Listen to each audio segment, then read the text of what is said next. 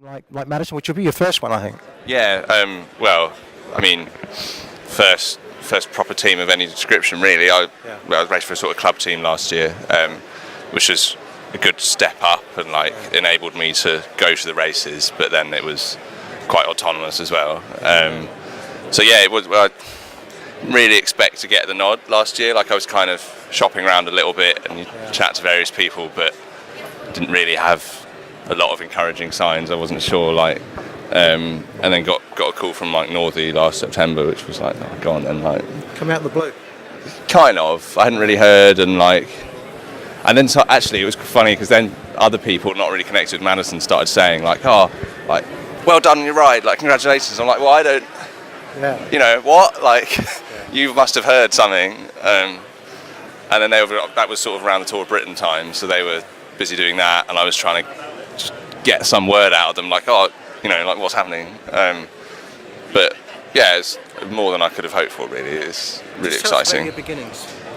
Because it's quite an interesting journey. Yeah, I suppose roundabout way into. I mean, I've had a bike since I was 4, and you were just ride around, and I started cycling with the club in sort of about 2005-ish, back end of that in London with Leaf Valley Youth. And so that was at Eastway. And I was going to say, the Eastway would have been around. Yeah. So I caught the last couple of years of Eastway, which was amazing.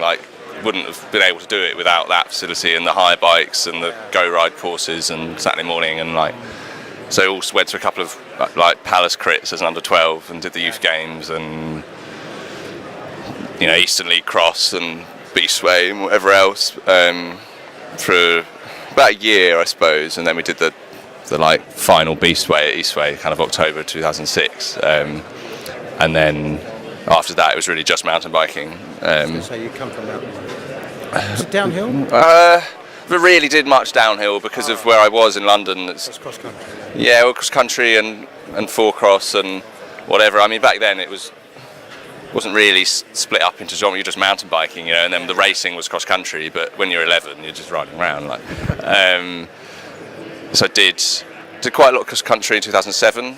I was youth or juvenile, youth B or whatever it is, and then started off with the four cross that year and the next year, and did four cross nationals for about 6 or 7 years, and building up to the European races and what the World Cup sort of devolved into after the UCI binned it with the Pro Tour. Sort of Chris Roberts and Scott Beaumont and that lot kept it going, and still are.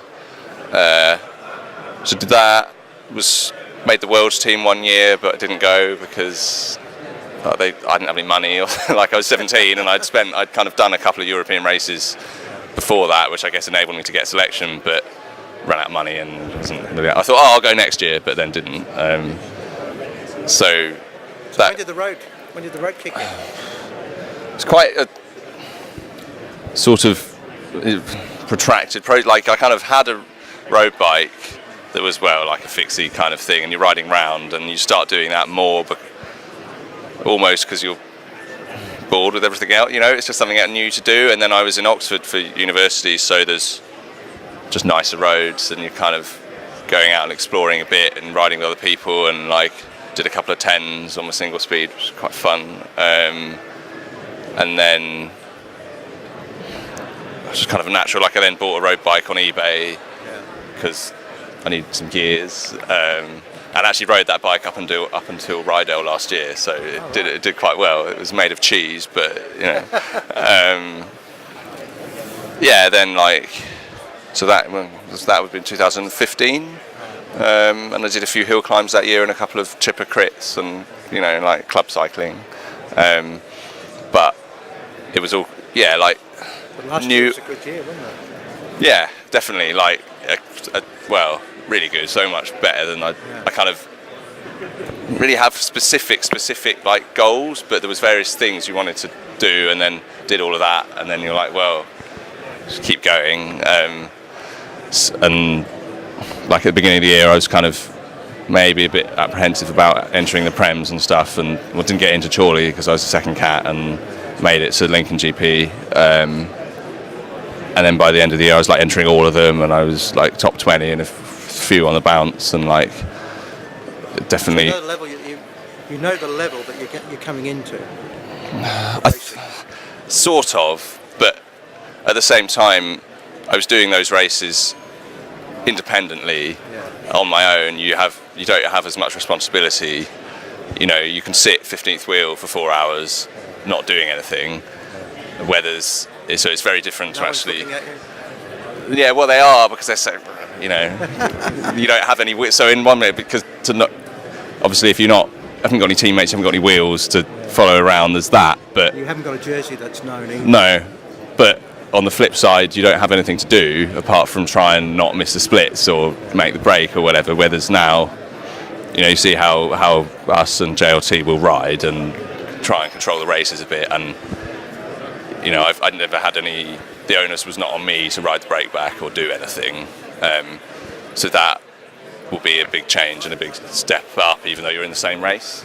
But I think hopefully was at the level last year to be able to do that if I had the support, which will make a big difference, just in terms of having bottles and food and the kind of psychological support of having 7 guys there to talk to in the bunch, and a bike that works and all of that. And training's come on a bit this year because I'm working with a coach for the first time, which is Liam Holohan. So yeah, we'll see. Getting on with the guys, well, obviously getting on with the guys, but in terms of, you know, coming into a new team, being the new boy. Yeah, it's interesting. But a lot of these guys, like Mike and Richard, for example, have ridden teams together and they come back together. Yeah, but that's nice because you can tell that, like, they've all been around, and then like everyone can kind of amalgamate back together. And like, I mean, got to know a few of them a bit last year, and then we've had one camp in Calpe end of January. So it's good. Like, it's sort of interesting seeing how they view the sport. Having come from a kind of relatively recently kind of club environment, and the way that people approach cycle sport in London especially is quite interesting. I'm not sure, you know how London, it is. London's a whole, yeah. So it's good, hopefully, So then to see the way they approach it, having maybe been on the podium programme and that as teenagers, and then it's just a very different sport, and a better sport in a way. You know, I like that side of cycling, and then I'm not going to, but that's been really, really good. What are your goals? What are you looking forward to? Because the winter's a long time to think about things. I know, and I stopped racing quite early last year. I did end of August. I stopped because I had enough really, and I was happy with everything. And I've had a cold since the new year, and I haven't really we did a decent block of training in Spain, but apart from that, it's been kind of bits and bobs and just feeling a bit rubbish. So. And then also feeling the pressures of the step up. So I'm looking forward to going to a race, whatever it is, and getting going.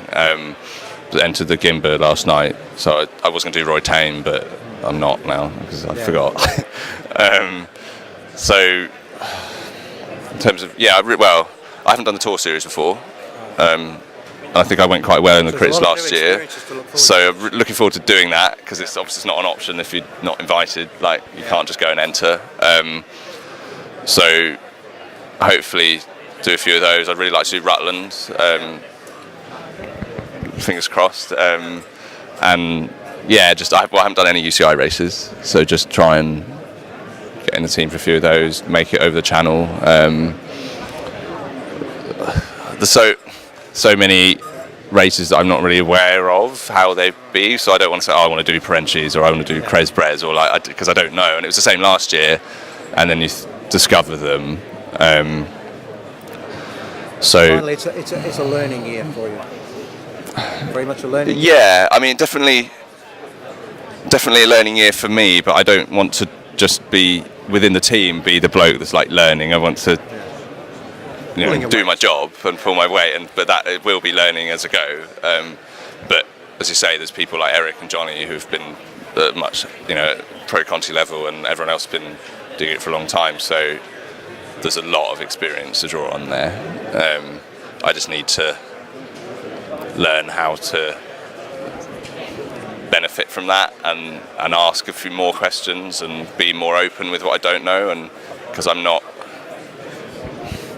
auditioning anymore. I can say, I put my hand up and say, I don't know what's going to happen here, and that's the positive way to do it, rather than trying to hide my inexperience. So yeah, lots of exciting things. Thank you very much.